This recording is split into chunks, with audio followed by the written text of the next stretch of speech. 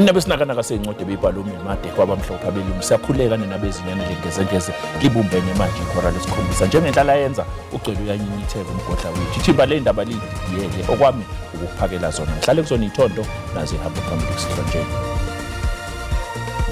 SANCO NEC has called on all South Africans and political parties to put the GNU in its rear view mirror. Inhlanganelo lamalungelo abahlali SANCO edlelana ne-ANC sithatha isinqumo sokweseka kohulumeni wobumbano i-GNU. The placement period will begin on the 16th of September. That's when the first batch of communication will go out. 16th of September, parents will start getting SMSs, placement offers. Umnyango wezemfundo eGauteng welule umnqamla juqu wokufaka izicelo zezikhala zokufunda nge-internet zabafundi bebanga ugrade 1 no grade 8 kusukela mhla zi-12 kuNcwaba kuya kumhla zi-14 kuyona le nyanga ephezulu.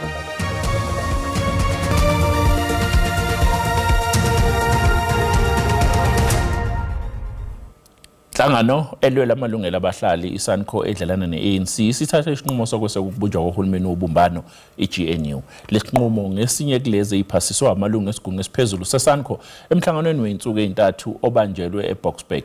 Phambilini iSANCO iphumele ezidlangalaleni yagxeka i-ANC ngokumema kwayo i-DA njengelinye lamaqembu abambisene ku-GNU. iSANCO isijikile kulokho ebingahambisani nakho ngohlelo lokubunjwa kwe-GNU njengoba manje isigungu esiphezulu senhlangano elwela amalungelo abahlali sesiphumele nesivumelwano sokuthi kwesekwe uhulumeni wobumbano. SANCO NEC has called on all South Africans and political parties to put the GNU in its rear view mirror and not to be fixated on a matter that is about form rather than material content. The NEC preferred to focus not on the GNU but calls on all political parties in the GNU and the parliament to seriously take into account that 20 million South Africans preferred not to participate in the elections at all. Phakathi kokunye iSANCO ebingahambisani nakho kakhulu ngokuhlelwa kwe-GNU ukumenywa kwe-DA njengelinye lamaqembu ayingxenye yohulumeni wobumbano. The communities don't want to involve them in politics, they demand service delivery. We are sure that this kind of arrangement will work, and we treat it as an interim measure until this 5-year term ends. iSANCO iphinde yahlaba ikhwelo ilibhekise ku-ANC ngokuthi iqhubeke nohlelo lokuzivuselela kabusha ngenhloso yokuthi ibuyise uzinzo ngaphakathi enhlanganweni nokuzokwenza ukuthi iphinde yethenjwe kakhulu ngabahlali. Umnyango wezemfundo esifundazweni eGauteng welule umnqamla juqu wokufaka izicelo zezikhala zokufunda nge-internet nokuyikhala zabafundi bebanga ugrade 1 no grade 8 kusukela mhla zi-12 kuNcwaba kuya kumhla zi-14 kuyona le nyanga ephezulu. Ezemfundo eGauteng uMatume Chilwane usenxuse abazali ukuthi baphothule izicelo zezikhala zokufunda ungekashaya umnqamla juqu wangolwesithathu phakathi namabili.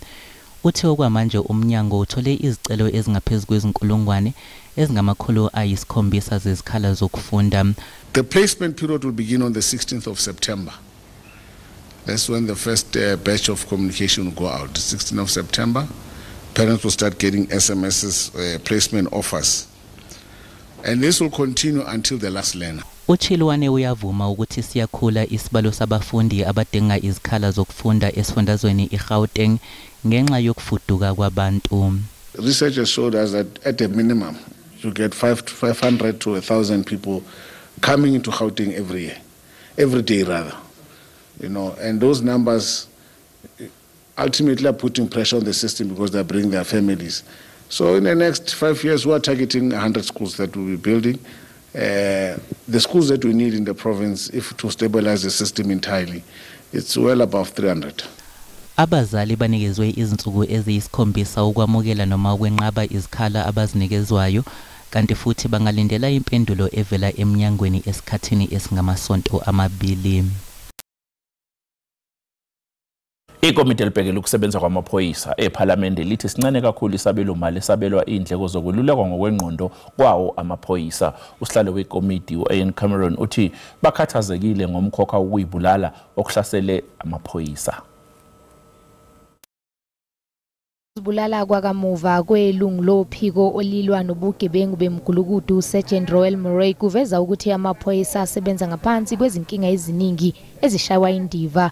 Usihlalo wekomiti uIan Cameron uthi ngeke amaphoyisa esebenze ngendlela efanele ebesebenza ngaphansi kwengcindezi kanye nezimo ezingezinhle. The Police Portfolio Committee is utterly worried about the way in which it seems that mental health among South African Police Service members is deteriorating. We're especially concerned because we've also noted the decline and the very limited budget. Ngokombiko wakamuva uveza ukuthi kubikwe amacala okuzibulala angama-33 ngaphansi kophiko lwamaphoyisa ngonyaka wemali ka-2019 no-2022 oweyilungu lamaphoyisa SAPS uDon Gold kanye nowenza ukuqeqeshwa kwezinsizakalo zamaphoyisa emhlabeni jikelele exhumaneni ngobuchule kanye nokwehlisa kodlame uthi ukugcinwa kwemithetho emhlabeni wonke kungumsebenzi onzima kakhulu. But you see where these systems have been in place, especially in the West, it's accepted. Everybody in the department knows that there is this thing that they can go to, they can seek help. But here, this country probably is one of the worst countries for a law enforcement officer to have his or her career because of so many factors involved. Amaphoyisa athi ahlela amasu okubhekana nezimo eziphazamisa ukusebenza ngendlela kwawo. SAPS management takes mental health of its members very seriously. Counseling and trauma debriefing are available to members 24 hours a day, 7 days a week. Ukwelulekwa ngokwengqondo kuyaqhubeka kulomnyango. Umrwadi Cholota kulindeleke ukuba vele okuqala nqa enkantolo yemantshi yaseBloemfontein kusasa emva kokufika kuleli evela kwelaseMelika egadwe inqwaba yamaphoyisa ngoLwesine. uCholota obefunda eMelika ulandwe kuleli yazi ukuze azobhekana noxhaxha lwamacala ahlobene afaka phakathi inkohlakalo yokuthengwa yethenda lokushintshwa kophahla lwezindlu zeTsheboya esifundazweni iFree State nokuyithenda eladla 255 million wamarandi. Amehlo azobethe nje enkantolo ephakeme yaseBloemfontein kusasa njengoba uMorwadi Cholota kulindeleke ukuthi avele ukuqala nqa enkantolo emva kokubuyiswa eMelika ngoLwesine kuleli sonto. uCholota kulindeleke ukuthi athweswe icala njengabanye abasolwa abanindekayo kuleli cala. On Monday, she will be an ordinary accused in front of court.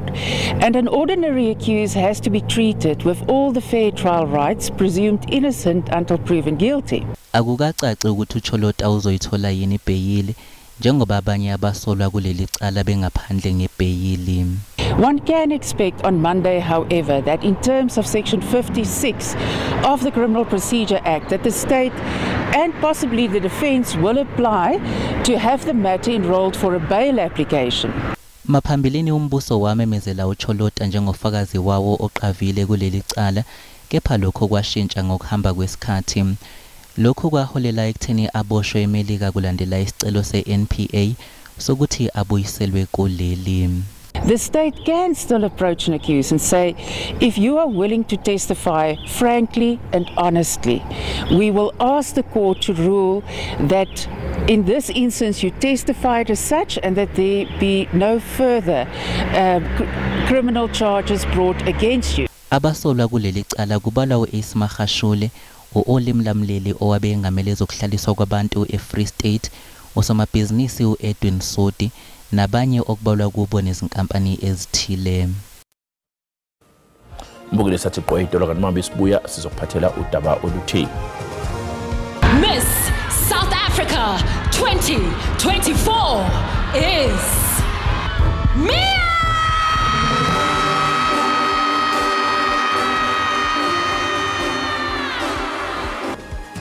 Ababhekene nokungezwa kahle nezinye ikhulu zakeli sebephawulile ngokunqoba buka Mia Leroux onenkinga yokungezwa endlebeni.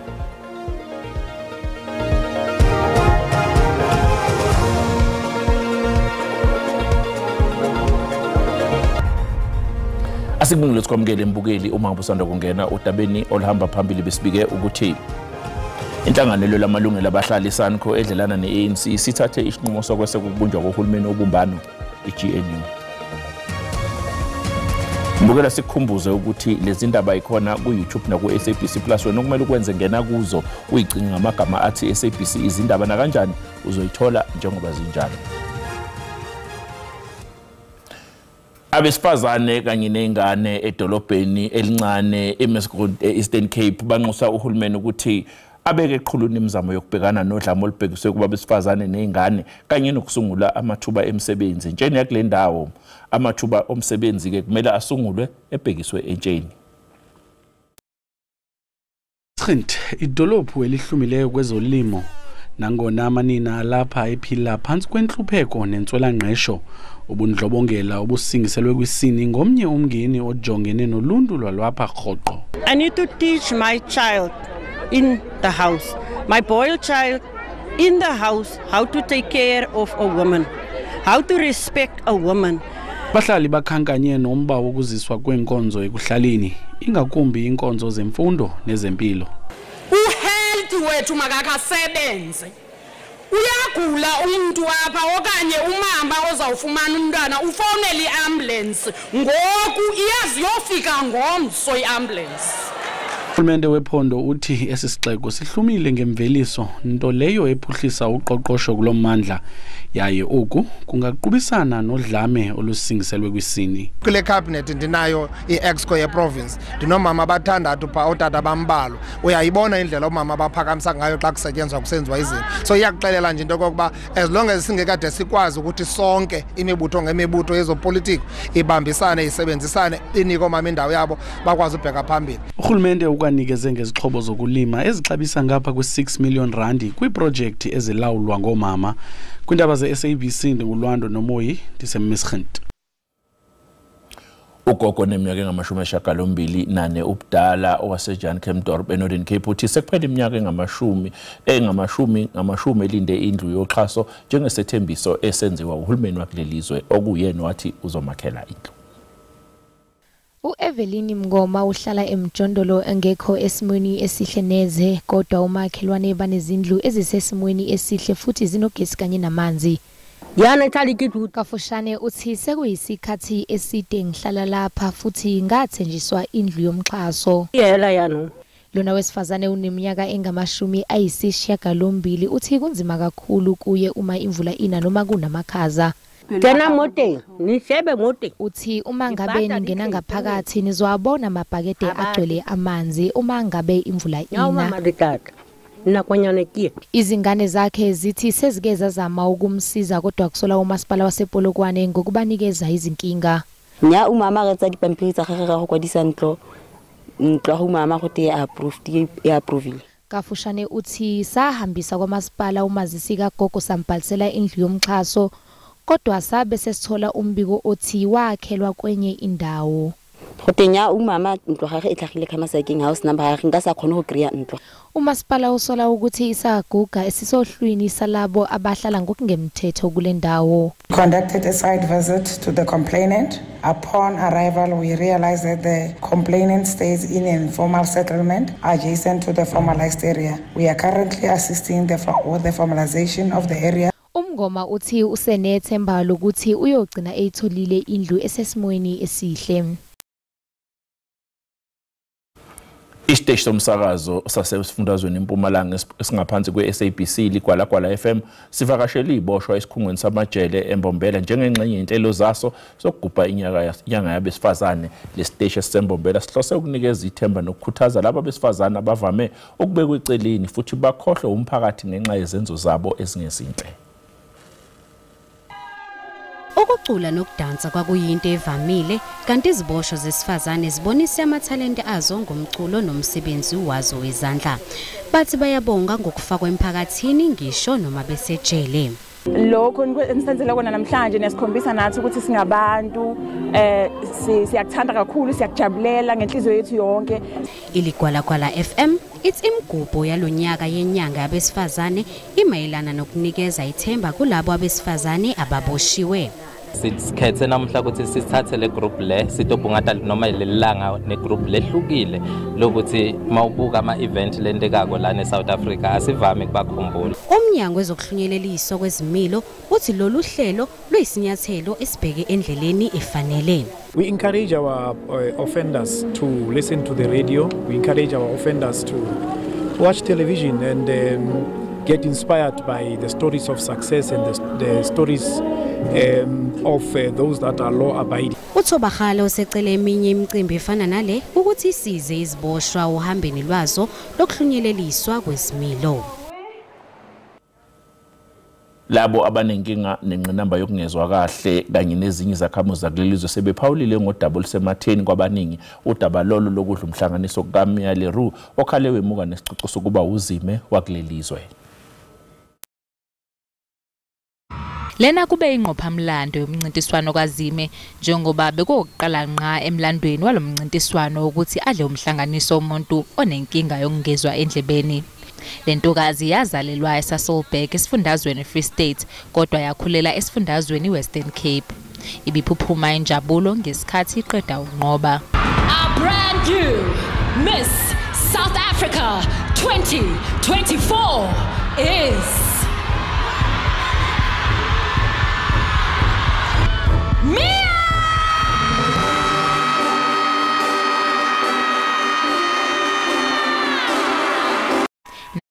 Abawuvala umlomo ngokwenzeke kulomncintiswano. I feel like disability shouldn't restrict umuntu ukuthi afinyelele kulezi zinto akhona ukuzenza, you know what I mean, just because ukhubazekile. Ngicabanga ukuthi soqala sibabone nabanye belaphaya ukuthi into enhle kakhulu encomeka futhi. Ulile nabanye abantu abasesimweni esifanayo nesikaMayami. Umuntu ongezwa nami endlebeni ngizizwa ngixatsha kakhulu ngoba azange lokube kokwenzeka ngaphambilini ukuthi umuntu ongezwa anqobe ku competition enkulu kangaka. Kuke kwaba nezihibe kulonyaka kulomncintiswano kaZime omunye walapha bebengenele umncintiswano uhoxile ngenxa yendida ngobuzwe bakhe. Kodwa ke lokhu akuzange kube isithiyo endleleni kaLeroux.